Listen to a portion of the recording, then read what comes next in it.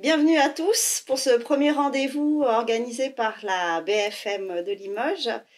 L'invitation a été donnée à des documentalistes d'établissements de Limoges à venir parler de leur coup de cœur sur le sujet de la diversité.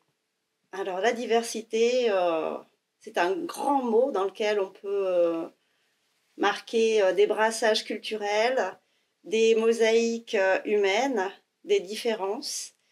Donc j'espère qu'après cette vidéo, on vous donnera envie de lire ces documentaires, ces romans qui, ma foi, donnent envie d'aller vers un shoot d'optimisme. Peut-être. À toi Valérie. Bonjour à tous. Donc moi je vous présente, on appelle ça plutôt un roman graphique, donc appelez-moi Nathan, de Catherine Castro et Quentin Zution, édité chez Payot Graphique. Donc c'est un ouvrage qui est destiné, je pense, plutôt à des élèves de lycée. Donc ça, c'est à la fois une fiction, à la fois un témoignage, je pense. Et ça met en scène une personne, donc Lila, qui a 12 ans et qui, à la puberté, se rend compte que son corps change et elle n'est pas du tout d'accord avec ça. Donc, elle est un garçon depuis qu'elle est née. Et il va falloir qu'elle vive avec cette différence. Donc, ce que j'ai aimé dans le roman graphique, d'abord, il y a de magnifiques illustrations et surtout, c'est un parcours d'adolescent, mais on voit surtout les répercussions sociales et familiales et amicales que vont générer cette prise de conscience qu'on n'est pas ce qu'on donne à voir en fait. Et je trouve que c'est particulièrement intéressant. Aujourd'hui, on est confronté, en tout cas moi je le suis dans mon quotidien au lycée, à beaucoup de jeunes qui se cherchent, qui sont dans une mutation, dans le transgenre, la transidentité. C'est des questionnements qui les interpellent. Ceux qui sont pas concernés au premier plan veulent savoir aussi. Donc c'est pour ça que j'ai choisi ce roman graphique qui, je le répète, est quand même destiné à un public assez âgé, hein, au-delà de la troisième. On parle assez cru, il y a des images qui peuvent choquer, je pense, hein, même les dessins en fait. Mais c'est quand même très juste, je trouve, dans le ton. Alors c'est évidemment une histoire témoignage, hein. Donc on va raconter la vie de cette personne de 12 ans à, on va dire, 17-18 ans, en fin de compte, jusqu'à ce que Lila se transforme en Nathan. Et Nathan, il va être, on va dire, bien dans ses baskets à partir d'une vingtaine d'années, quand il aura résolu tous ses problèmes et de transformation psychologique et physique, etc. Donc c'est bien pour les jeunes qui se questionnent, c'est bien pour les autres aussi, et c'est pour ça que c'est vraiment un coup de cœur pour moi. Et je précise que c'est des élèves qui m'ont demandé de l'acheter, donc ça me fait toujours énormément plaisir de répondre à la demande des jeunes.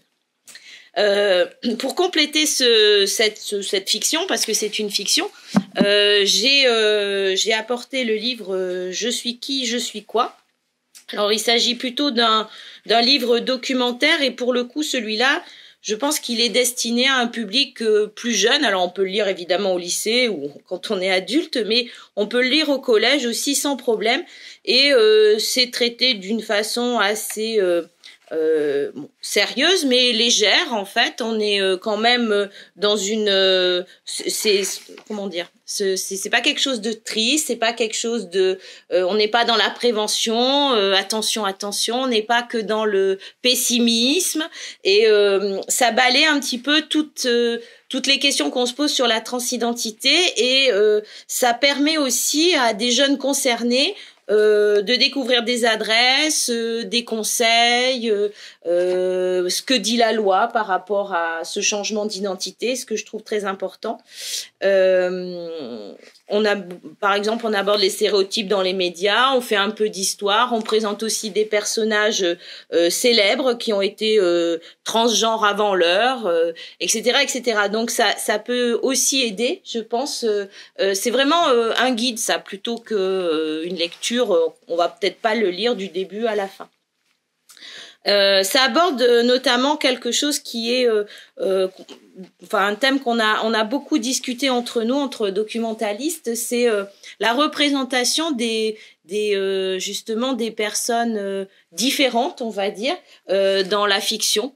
Et j'aimerais vous lire juste un petit extrait parce que là on parle des personnes LGBT+, et voilà ce qui est écrit. Cette absence des écrans, ces clichés réducteurs et homophobes sur les LGBT+, ne sont pas anodins. Ne jamais se sentir représenté, ne jamais se voir sur le petit ou le grand écran, c'est comprendre que l'on n'existe pas aux yeux de la société. À cette souffrance s'ajoute le fait que les mentalités ne peuvent évoluer que par une meilleure visibilité. Quand les personnes LGBT+ seront représentées sans clichés, l'acceptation sera plus forte et on ne sera plus très loin de la dernière étape, celle de la banalisation. Et je trouve que c'est quelque chose de très intéressant. Peut-être que mes collègues, vous allez le développer après dans vos différentes présentations. Mais à chaque fois qu'on tombe sur justement ces livres qui parlent de la transidentité, on a des livres témoignages comme celui que je vous présente aujourd'hui. Mais il faudrait passer le cap et en faire de vrais héros de fiction, en fait. Ces personnages, ils méritent aussi d'être représentés comme Zorro, comme Superman, comme Wonder Woman, etc. Et c'est pas tout à fait encore le cas. Alors, avis aux auteurs, allez-y. Alors, autre coup de cœur avec un S au pluriel. À toi, Claire. Oui, donc bonjour, moi c'est Aurélie. C'est pas grave. Donc bonjour à tous. Moi je vais vous présenter donc deux coups de cœur qui parlent plutôt des diversités plurielles et des manières de représenter, des différentes représentations. Le premier, c'est Amour Chrome de Sylvain Pathieu, donc a été édité à l'École des loisirs en 2021. Donc c'est le premier tome d'une série qui s'appelle Hypalage, et il y a un deuxième tome qui est sorti qui s'appelle Terrain Frère. Donc à chaque fois, on va suivre en fait le quotidien d'adolescents du 93 dans un collège de Seine-Saint-Denis, et donc a priori donc ça va être une trilogie. Et dans la série Hypalage, là on commence le héros principal, c'est Mohamed Ali, qui est un jeune arabe musulman et qui est bon à l'école, qui est apprécié par les élèves et donc par les professeurs, mais il a quand même deux secrets, c'est que la nuit il tague et il graffe à l'insu de ses parents, et puis il est amoureux aussi d'Aimée, qui est une Sénégalaise passionnée de foot. Dans ce livre, ce qui m'a plu, c'est pour reprendre une critique de Libération qui, en parlant de ce livre-là, parlait de ça présente bien l'adolescence en diversité. C'est-à-dire qu'on est vraiment dans le quotidien de jeunes de banlieue, mais vraiment sans cliché. Sylvain Pathieu les décrit jamais sans complaisance, mais toujours avec tendresse. Déjà, il y a la force de son écriture qui est très urbaine, qui est urbaine, orale, moderne. Il utilise le verlan, l'argot, le lexique arabe, mais c'est jamais caricatural et on est vraiment immergé dans le quotidien de ces adolescents. Et en fait, il va, comme Sylvain Pathieu tisse différentes histoires à travers les intrigues en fait qu'il tisse, il va aborder différents questionnements, craintes, doutes que traversent les adolescents à cet âge-là. Et puis il montre aussi que la mixité sociale peut exister et existe notamment en Seine-Saint-Denis, parce que on a des jeunes qui travaillent bien, d'autres pas. Comme ils se nomment, il y a des rebeux, des renois, mais il y a aussi des blancs. Ils viennent de milieux modestes ou peu favorisés. Dans ces histoires-là, donc on a Mohamed Ali qui est donc arabe musulman, qui est amoureux d'Aimée, qui est sénégalaise, catholique et noire. On suit aussi un jeune garçon qui s'appelle Frédéric, qui est élève de première S, qui lui, pour se faire accepter accepter, décide de dealer, mais comme il est novice, il va le déposséder de son argent. Et puis on a aussi Margot, une élève de la classe de Mohamed Ali, qui décide avec donc Mohamed Ali et une autre élève de faire un exposé sur un festival de films lesbiens. Alors est-ce que c'est un message qu'elle veut donner à ses parents? Est-ce que c'est pour inciter aussi les élèves à avoir un débat sur cette question-là? En fait, Sylvain Pathieu, il répond pas à ces questions-là. Il montre qu'il y a plusieurs chemins possibles, et c'est ça que j'ai trouvé intéressant, et ce qui fait que quand on parle aussi de cette importance aussi que les jeunes puissent s'identifier aux héros. Là, c'est des héros du quotidien, mais qui vivent en fait la diversité dans leur quartier, dans leur collège. Ça montre aussi la difficulté, enfin que c'est un long chemin pour aller vers l'émancipation. Donc c'est un roman qui est très réaliste, mais qui pose bien, enfin je trouve les questions que se pose l'adolescence, enfin les adolescents à cet âge-là. Donc c'est Amour Chrome, c'est un livre que je conseillerais dès le collège, mais qui peut être lu au lycée. Voilà. Je crois d'ailleurs que Aimée, elle veut devenir une championne de foot. Alors là, ça casse un peu les stéréotypes aussi de sport fait pour les femmes et fait pour les hommes. Là, Oui, c'est vrai. Alors, autant Mohamed Ali, lui, il ne jure que par le dessin.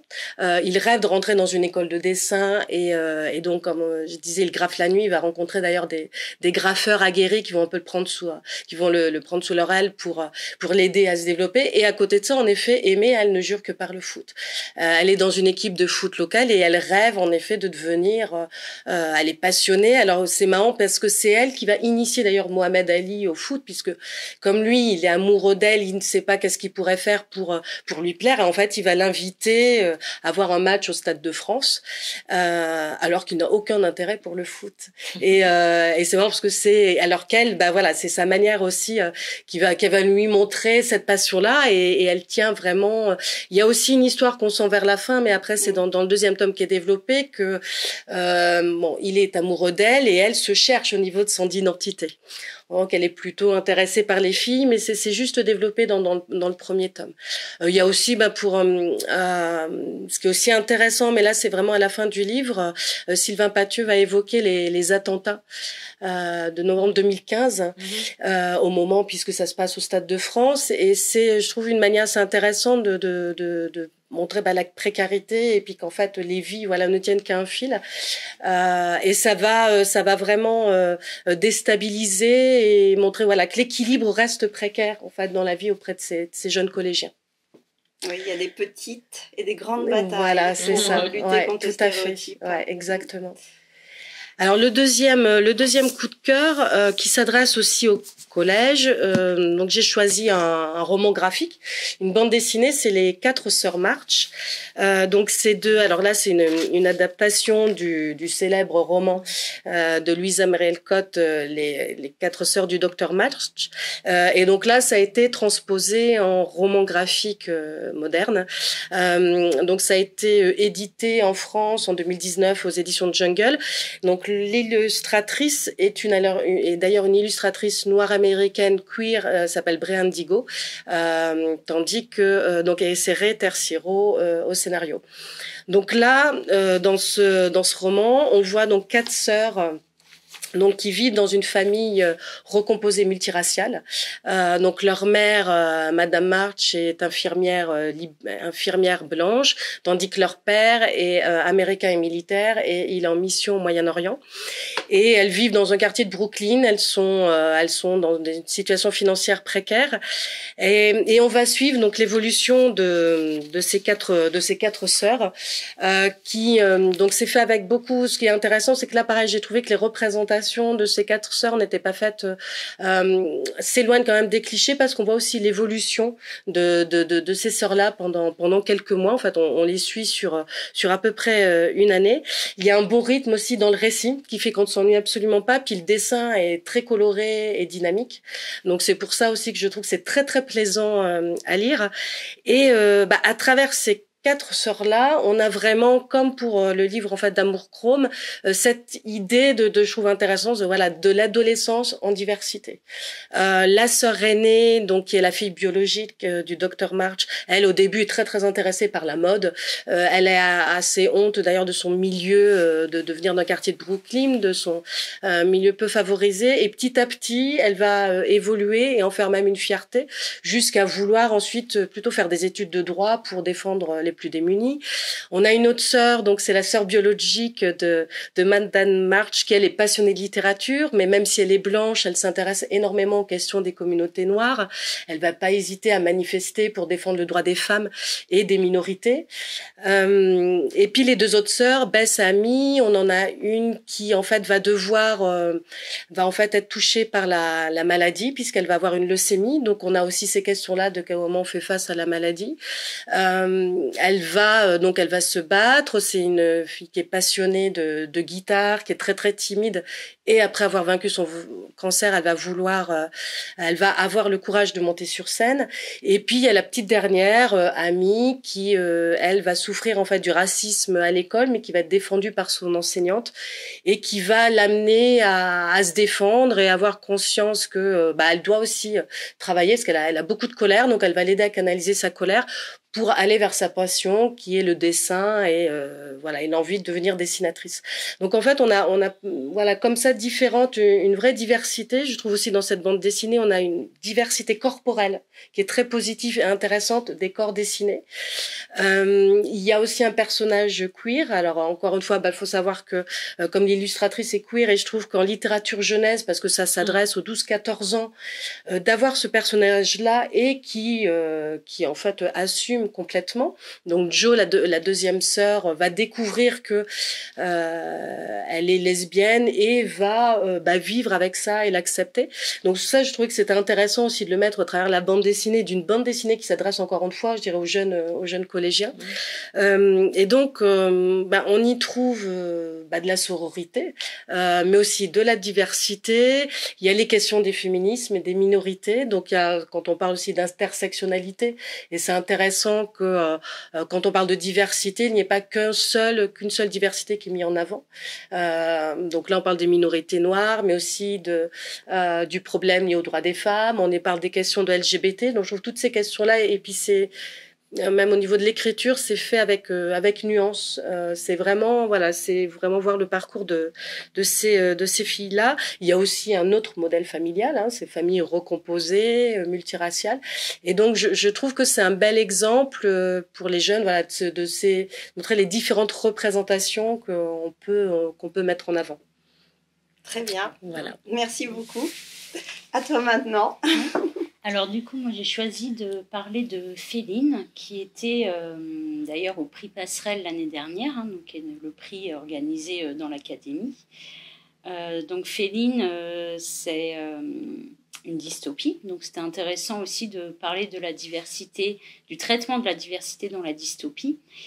Donc c'est un roman en fait dans un roman. En fait, le point de départ, il est mis en scène comme un entretien entre Louise R, qui n'est pas nommée, qui est une figure emblématique des félines, un entretien qui est retranscrit par un écrivain à qui elle raconte donc les derniers mois passés et cette mutation qui va être dont les corps des filles vont être victimes, on peut dire, au début, et dont elles vont s'emparer ensuite. Donc en fait, c'est donc le témoignage de Louise. On la suit dans ce roman. Elle vit avec son père et son petit frère, donc Sati, qui a 4 ans, depuis le décès de leur mère. La mère qui est décédée lors d'un accident de voiture dans lequel Louise a été grièvement blessée. Elle en garde des douleurs physiques, de nombreuses cicatrices et un repli sur elle depuis cet accident, alors que c'était une jeune fille qui était très populaire. Elle se décrit elle-même comme un peu pain-bêche, qui pouvait se moquer des autres filles, qui était un peu la reine du lycée. Et là, donc, au début du roman, elle est tout le temps couverte par une cape noire. Elle cache ses cicatrices, elle cache son corps. Et ça va être du coup la question aussi de ce corps féminin dans ce roman, puisque du coup, ces jeunes filles vont subir une mutation. Leur corps va se couvrir d'un pelage, peu à peu, et leurs sens vont s'aiguiser, elles vont voir leur odorat se développer, leur ouïe, leur vue, et elles vont peu à peu se transformer en félines. Dans une ville, parce que ça c'est intéressant aussi, et ça va expliquer les réactions après de la population, dans une ville moyenne, comme elle dit, Louise, elle vit dans une ville moyenne, à la périphérie, une ville insignifiante, et une ville industrielle, donc les emplois sont assurés par la papeterie locale, et cette papeterie, elle est menacée de fermeture, et donc les emplois vont être supprimés. Et la plupart des hommes, notamment, vont se retrouver au chômage. Et ça va expliquer en partie donc, la peur de la population face à ce phénomène qui s'empare des jeunes filles. Donc, dans ce contexte-là, peu à peu, ces jeunes filles se transforment et elles vont être enfermées dans des camps de la mutation. Puisque il y a un personnage qui va prendre un peu le pouvoir dans ce phénomène, dans ce contexte. Et Oscar Salvini qui va créer la Ligue de la Lumière et qui va enfermer ces jeunes filles dans des camps. Certaines vont accepter, elles vont se soumettre aux nouvelles règles, elles vont se retrouver embrigadées, et puis d'autres vont se rebeller, comme Louise, et qui va, avec son groupe d'amis, décider de lutter contre cet enfermement et assumer leur nouveau corps, assumer leur nouvelle identité et lutter contre ces stéréotypes que l'on peut avoir autour du corps de la femme, qui doit être mince, qui doit être imberbe, qui doit être athlétique. Et elles vont peu à peu donc s'affirmer dans leur nouvelle identité de féline. Voilà, et donc c'est un roman qui est très riche, qui est très dense, et qui va traiter de thématiques très très diverses autour de la diversité, donc bien sûr la question du féminisme, la question des rapports hommes-femmes, la question de la condition féminine, du rapport au corps, mais on va aussi avoir l'acceptation de soi, l'émancipation, la violence de l'autre face à ce qu'il ne connaît pas, l'embrigadement, et voilà, un roman très très riche sur tous ces questionnements. Peut-être qu'il peut donner aussi de la force aux minorités, de se dire il faut aller au combat et il ne faut pas s'arrêter à l'image qu'on veut donner de nous et à notre rôle dans une société.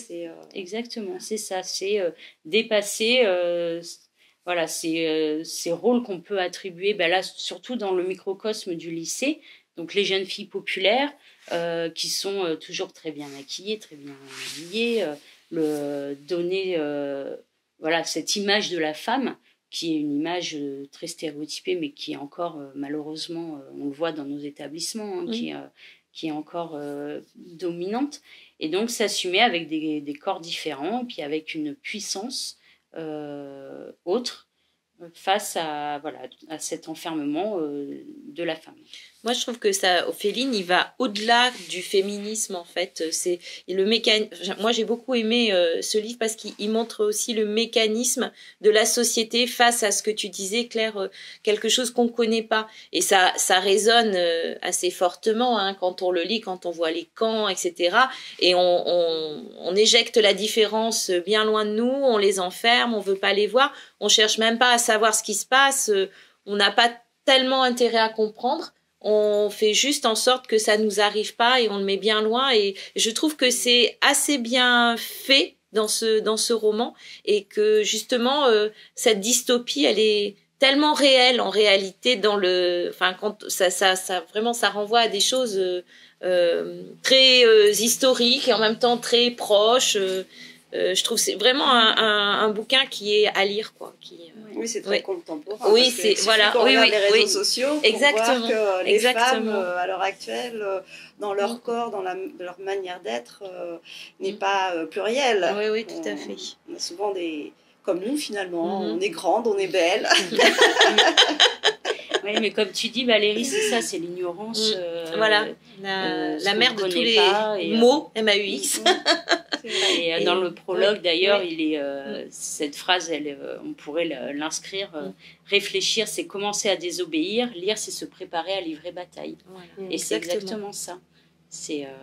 Mais après, les dystopies, je trouve qu'elles prennent de plus en plus cette voie-là, où on essaye de montrer finalement comment résister, parce que souvent le schéma, c'est un peu ça, on refait la société dans un futur assez...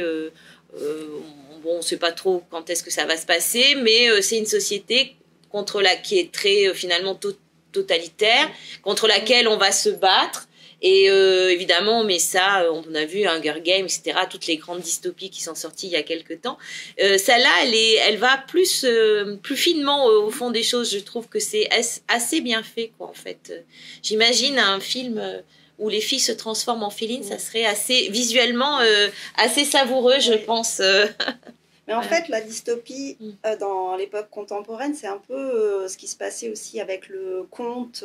Oui, tout à fait. À oui, la période du Exactement. Moyen Âge, c'est-à-dire qu'on avait un héros qui était faible, qui avait des défauts, et au fur et à mesure de ses combats dans l'histoire, ses quêtes, il arrivait à se transcender Exactement.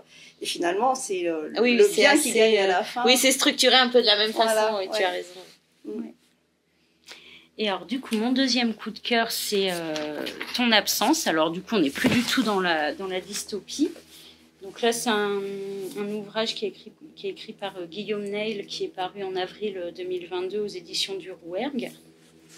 Tout comme Féline, d'ailleurs, j'ai oublié de le dire. Hein, donc, c'est peut-être aussi important de dire qu'il y a des maisons d'édition comme le Rouergue qui justement s'emparent de cette question de la diversité et qui osent la publication de textes peut-être un peu plus engagés que d'autres. C'est d'ailleurs si on regarde une vidéo de Guillaume qui présente son ouvrage, c'est ce qu'il explique, c'est qu'il n'aurait pas pu faire paraître son livre dans une autre maison d'édition que le Rouergue.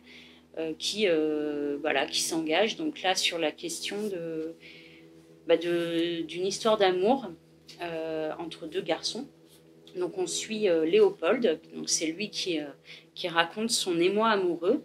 Ça se passe pendant une semaine d'été lors d'un stage de BAFA.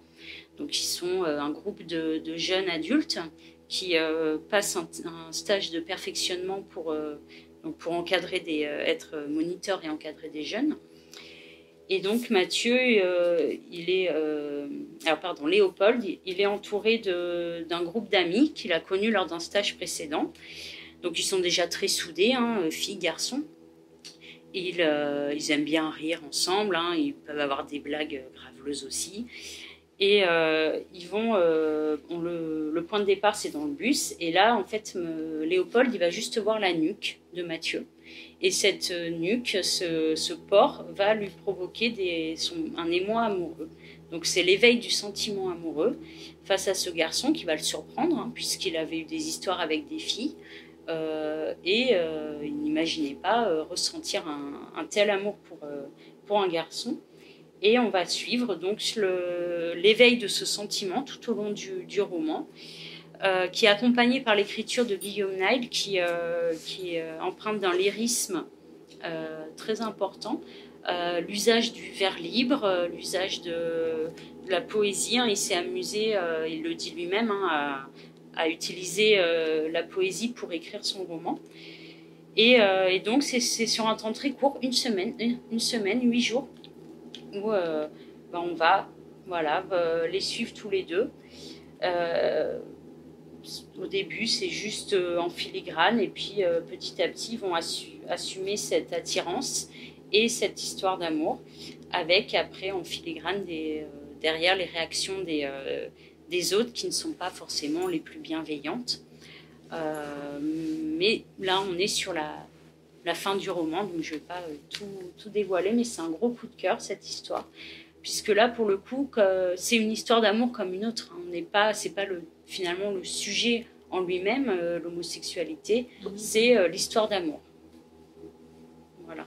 Oui, c'est ce que tu disais tout à l'heure, plus on aura des personnages dans les romans qui ont des identités différentes, plus la normalisation se fera finalement, que ce soit un couple homosexuel, lesbien, peu importe, finalement c'est le sujet, c'est l'amour, le sentiment amoureux. Et je crois que c'est un sentiment justement dans cette période adolescente qui est compliqué à gérer. Alors compliqué à gérer quand on va dire c'est normalisé, un garçon ou une fille, mais alors encore plus compliqué je pense dans certaines situations, certains contextes familiaux. Et peut-être que ces livres peuvent aider les lecteurs à dépasser la crainte. Oui. Et puis pouvoir aussi en parler autour de soi. C'est un peu ce qu'on fait là à l'heure actuelle, c'est essayer de montrer que la diversité, c'est une chance, je pense. Une richesse, en tout cas. Et de ne pas avoir honte de sa différence. Ça peut marcher aussi, là, on a parlé de sexualité, on a parlé de l'amour, on a parlé de la différence culturelle et ethnique. Mais d'ailleurs, on avait une invitée aussi qui s'appelle Catherine et qui est documentaliste, qui voulait vous parler d'un titre qui s'appelle Sauveur et Fils de Muraille. Et je pense que ce livre-là, qui est écrit sur plusieurs tomes, recense vraiment toutes les différences, toutes les pratiques et toutes les diversités. Les diversités, voilà. Moi, je vous conseille effectivement de lire cette série parce qu'elle donne foi en un avenir et elle fait du bien et c'est surtout qu'en conclusion, elle veut dire qu'il faut avoir confiance en soi.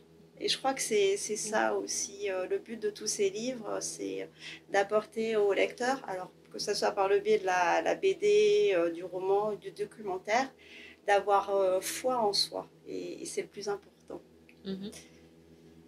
À moi peut-être. Oui. Ben justement, avoir foi en soi, c'est les deux sujets de mes coups de cœur. D'abord, Demandez-leur la lune, d'Isabelle Pandazopoulos, qui avait été édité aux éditions Gallimard. C'était un livre qui m'avait beaucoup touchée, émue, parce qu'on rentre en contact avec 4 ados à qui on a refusé le passage en seconde générale et ils se retrouvent en lycée technique. Et pour eux, du coup, ils sont à la marge, ils n'ont vraiment plus du tout confiance en eux. En plus, ils ont des parcours de vie assez compliqués. Samantha, par exemple, elle a une mère bipolaire.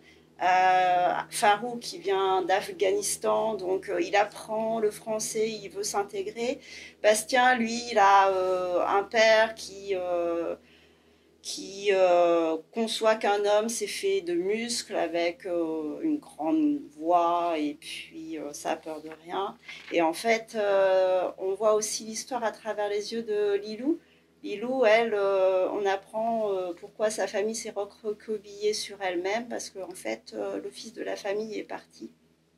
Alors, je ne vous dévoile pas pourquoi, mais en fait, ces 4 parcours de vie, ils arrivent dans ce lycée un peu blackboulé.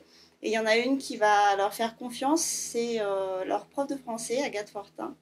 Elle va leur lancer un défi, pouvoir participer à un concours d'éloquence. Le fameux concours de savoir dire les mots, savoir bien parler. Et eux, les mots, ils ne les utilisent pas, en fait, dans leur vie au quotidien. Et puis, ce qui est intéressant aussi dans cet ouvrage, c'est qu'on montre une France aussi qui est un peu déconnectée, fracturée culturellement, numériquement, et qui sont un peu entre guillemets, des laissés pour compte. Et en fait, la force de ce livre, c'est que on croit en ces 4 personnages, on les soutient, on les aime et ils vont arriver à dépasser cette position qu'on a voulu leur donner. Et c'est grâce aux mots qu'ils vont pouvoir, pour la première fois de leur vie, concevoir qu'autre chose est possible. Que si on se bat, on peut arriver à développer sa propre personnalité et puis à aller vers un chemin qu'on n'avait pas pensé pour eux. Alors c'est vraiment, ouais, comme je le disais en introduction, ça c'est un shoot d'optimisme. Ouais. Et il y en a un autre qui s'appelle Les Inoubliables de Fanny Chartres. Alors lui, il a été édité par l'École des loisirs il y a à peu près 4 ans. Mais c'est un de ces livres qu'on n'oublie jamais en fait. Donc à chaque fois j'en parle, quand des lecteurs viennent à la bibliothèque, j'en profite pour leur montrer ce titre. Là en fait, on se retrouve aussi dans un groupe d'ados qui s'appelle les EANA. Alors peut-être que les EANAS. Voilà, peut-être que vous connaissez, je vois. Moi, je ne connaissais pas. Ce sont les élèves allophones nouvellement arrivés. Donc, ces gamins, ils arrivent de partout dans le monde, en fait. Et le personnage principal, il vient de Roumanie. En fait, son père a fait le sacrifice de venir en France parce que son fils, Luca, est très doué en violon. Et en arrivant à Paris, il va pouvoir continuer à devenir encore plus doué et peut-être devenir un musicien connu. Et ce qui est intéressant, c'est qu'on n'est pas dans le misérabilisme parce que ben, voilà, Luca et son père, ils viennent de Roumanie. Alors, en même temps, on évoque l'époque de Ceausescu, de comment était la Roumanie dans les années 80 et la pauvreté et la dictature.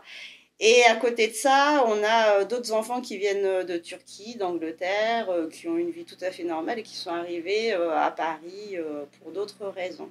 Et donc ils arrivent là, ils donnent leur expérience de comment ils vont être accueillis par les autres, les autres lycéens.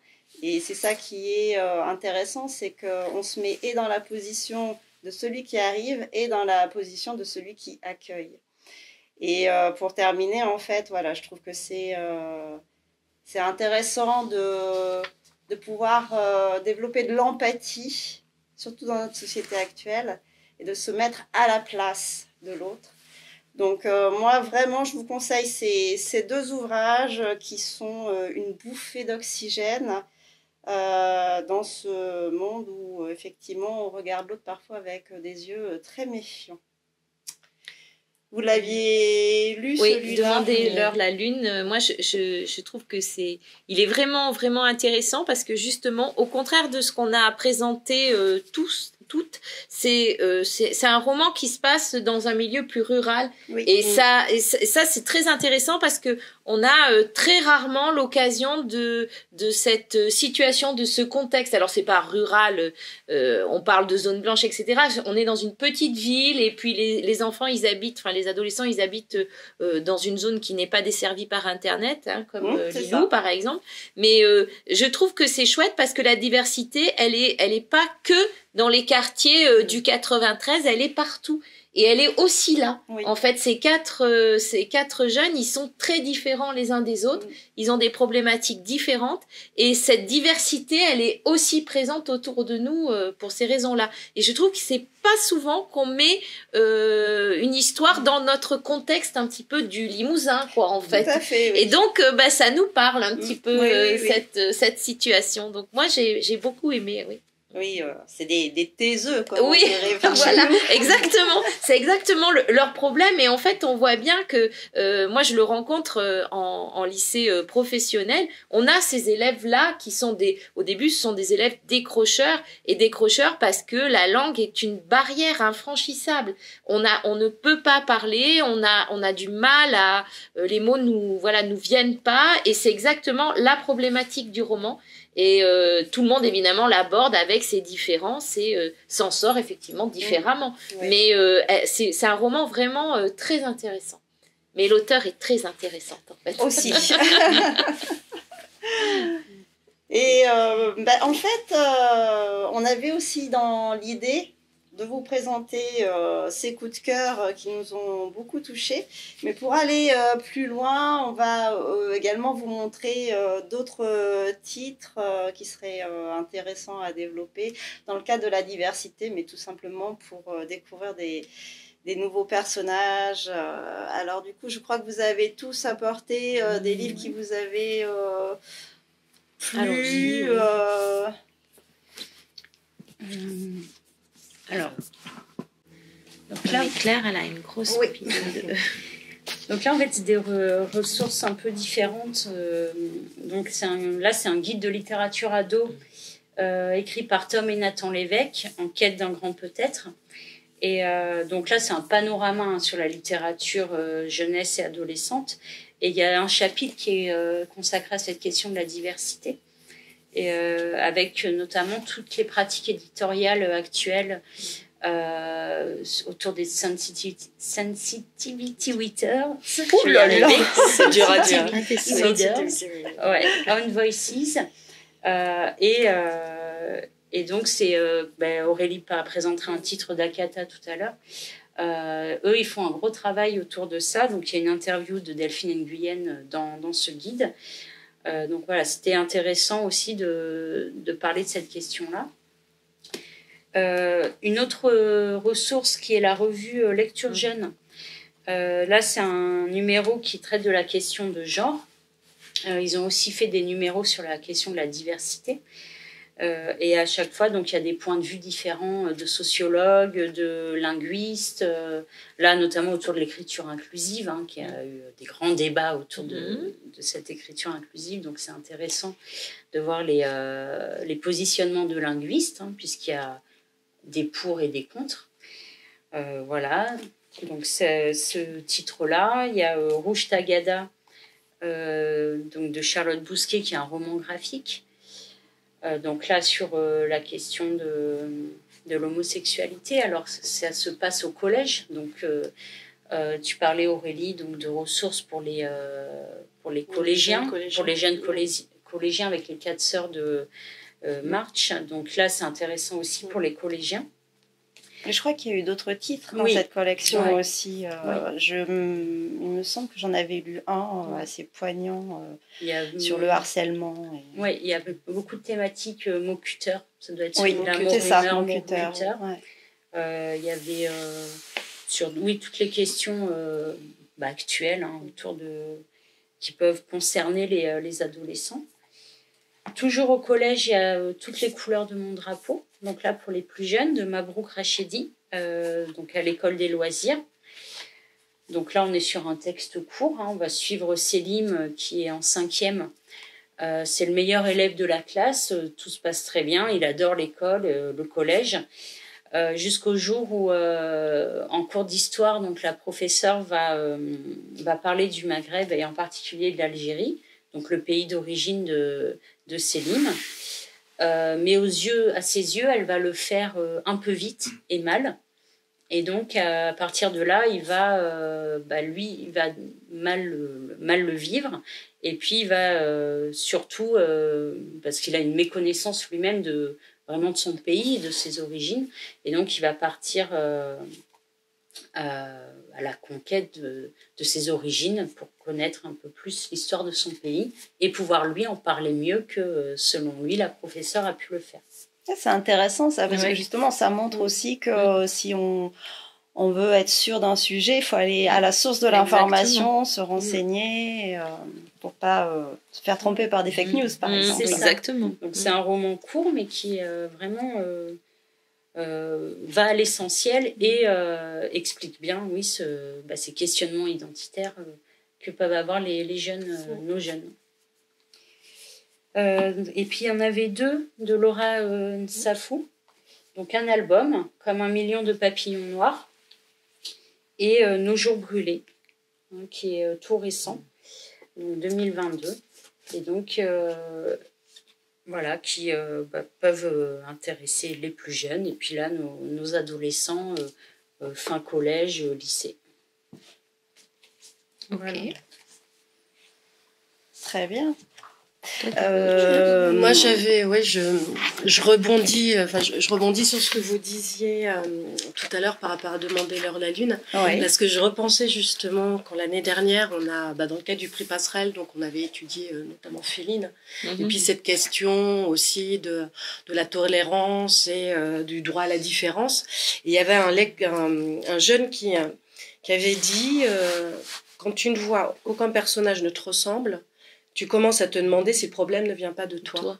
Et je trouvais que ça résumait bien ce que tu disais aussi par rapport au fait que tous ces livres-là montraient les diversités. Et quand tu disais aussi, Demandez-leur la lune, c'est intéressant parce qu'en effet, on sort de quand même d'un certain nombre d'ouvrages qui se passent aussi, ce qu'on pourrait dire, dans les quartiers, qui montrent une autre forme aussi de diversité qui est existante. Et en fait, ça, c'est qu'il faut qu'il y ait le plus de modèles possibles, de représentations possibles pour que il n'y ait aucun lecteur qui soit invisibilisé, en fait. C'est que le vécu puisse être partagé.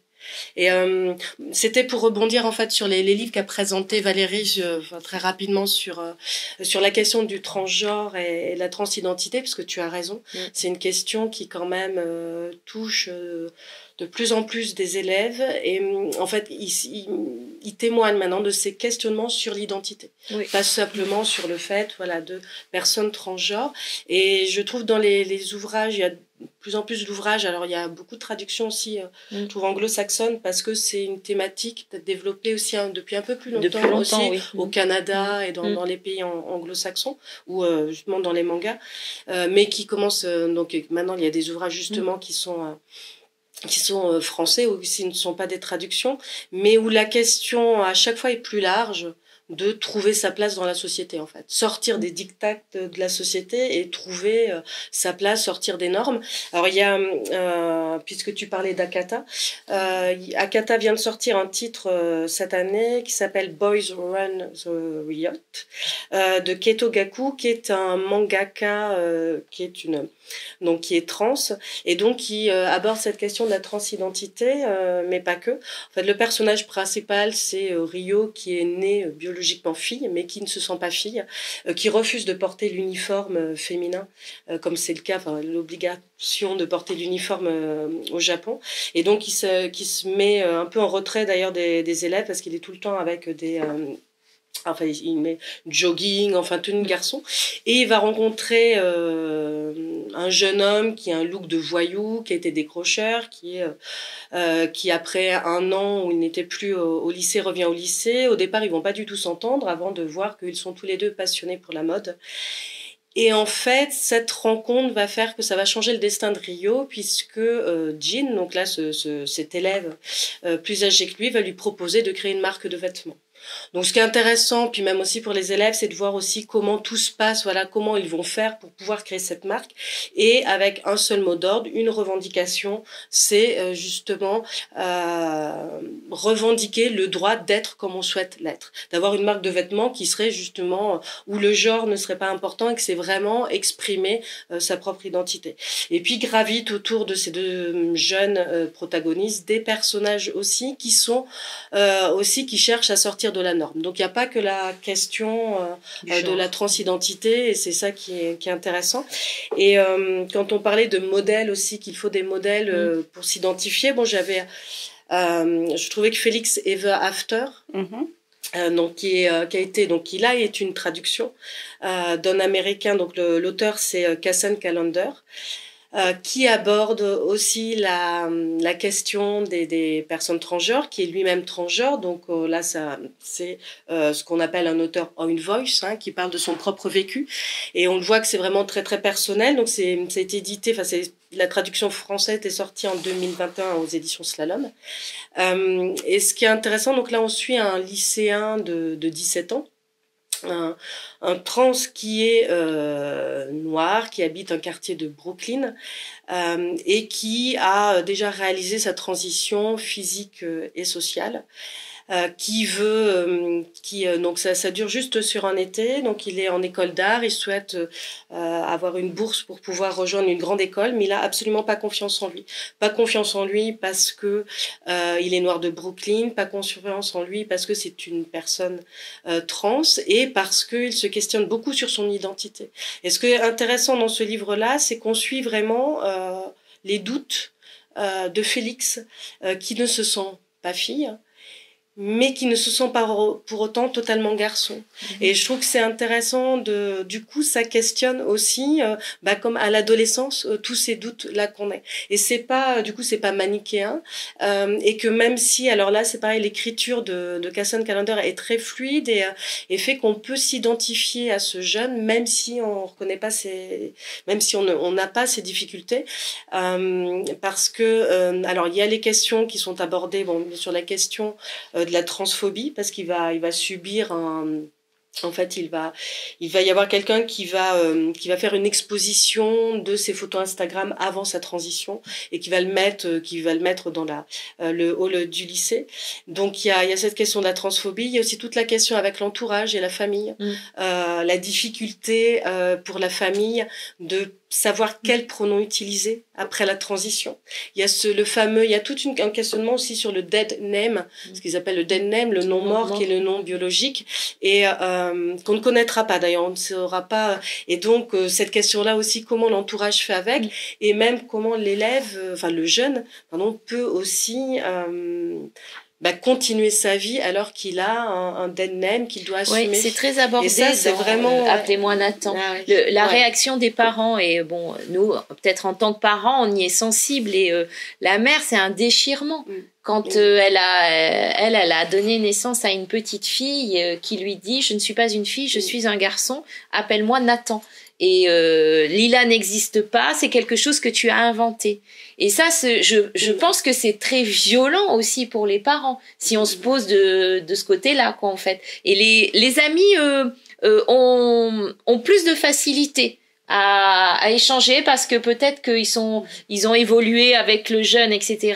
La famille, c'est plus compliqué. Le père, il est estomaqué, la mère, elle est vraiment émue et elle sait pas quoi faire. Et le petit frère dit « Mais où est ma sœur ?» Et ça, c'est terrible dans ce roman, parce que le personnage, lui, il doit vivre avec tout ça, quoi. Et je trouve que c'est assez bien dit aussi parce que c'est une vraie problématique, en fait.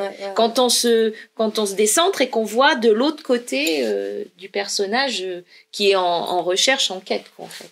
Oui, tout à fait. Et je trouve ça très intéressant. Et donc ça, c'est une démarche, et comme tu dis, c'est vraiment pour la famille. C'est extrêmement compliqué de se situer. Et dans ce livre-là, ce qui est intéressant aussi, c'est le rapport à la communauté LGBT.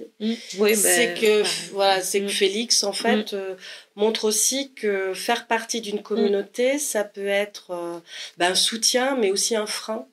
Ça classe un peu. Et à vraiment dans cette recherche de savoir qui on est et de pas être forcément dans une case, et même dans ce côté communautaire. Donc finalement ça renferme, et que finalement ce qui est important, c'est de trouver sa place, et dès qu'on la trouve, on se sent mieux, et donc pour son entourage, on l'accepte aussi plus facilement. Donc c'est vrai que c'est des livres qui du coup sont, comme tu disais, sont positifs, quoi. C'est donné, c'est important aussi d'avoir ces modèles-là divers et positifs, quoi, qui fait que...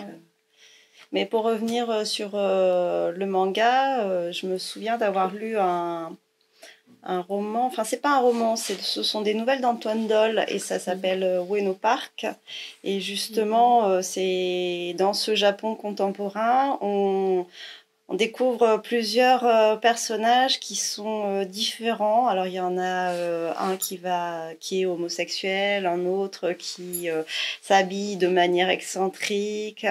Et dans ce Japon qui est très codifié, je trouve que c'est intéressant de voir que l'humanité, elle est à l'intérieur de nous, qu'on a des envies, on a des besoins, et qui ne sont pas forcément en adéquation avec ce que nous demande la société. Tout à fait. Moi, je peux présenter, j'avais amené un livre sur l'histoire du mouvement LGBTQ pour l'égalité, ça s'appelle. Je l'ai acheté au lycée parce que c'est vraiment un documentaire. Alors là, pour le coup, pour tout le monde, on va dire. Je crois pas qu'il y ait vraiment un âge. C'est pas de la littérature jeunesse, c'est vraiment la littérature adulte, mais on peut le mettre dans les mains de tout le monde. Ça explique vraiment l'histoire du mouvement, la constitution, les droits, etc. Tout le parcours que les LGBT suivent depuis déjà très très longtemps. Et l'avantage, c'est qu'il est aussi extrêmement bien. Enfin, il est très riche en photographie, en images.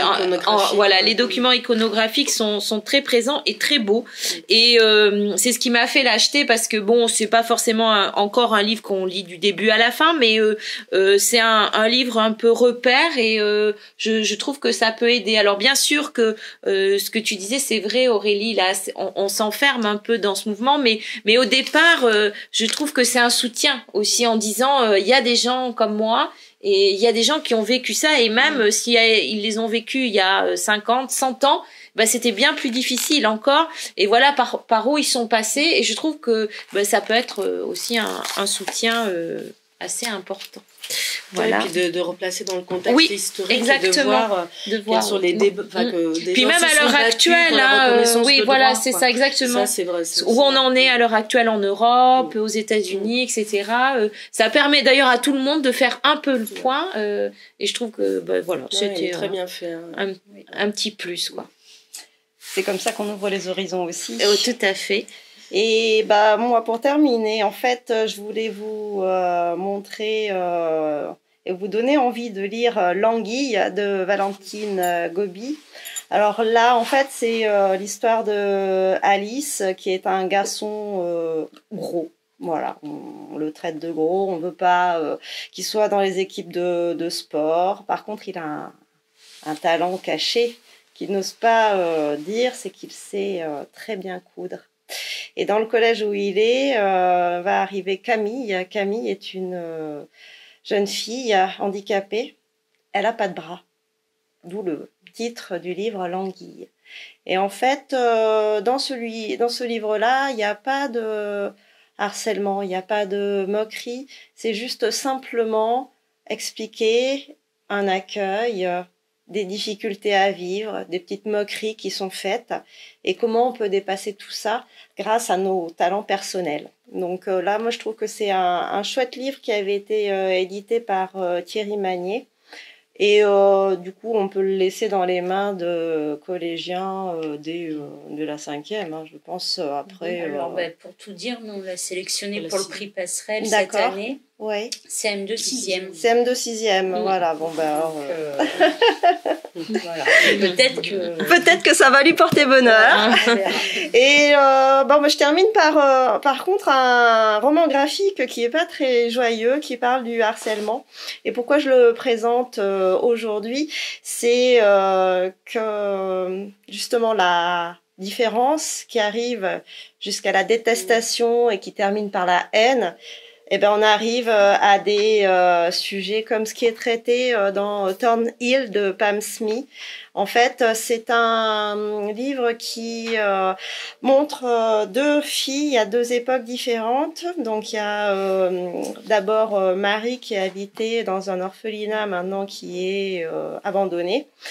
Et Ella qui vient d'arriver dans le quartier. En fait, c'est deux histoires avec une temporalité différente.